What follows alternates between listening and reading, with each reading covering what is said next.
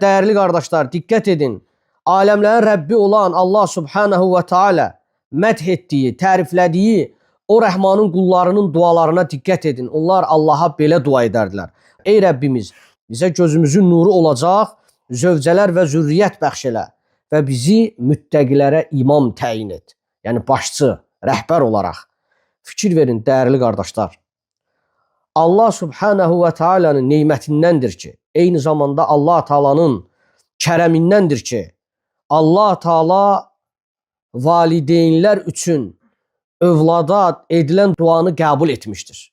O valideyn ki, övladına dua edir, Allah Teala onun duasını geri çevirmir.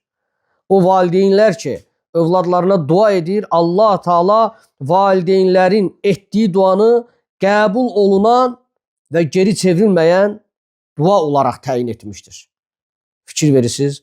Bu barədə Resulullah sallallahu aleyhi ve sellem'den hadis varid olmuştu. Hadise dikkat edin.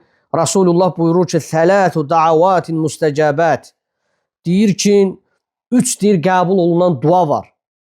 La şəkkə fihinnə. Onların heç birində deyir şək şübhə yoxdur.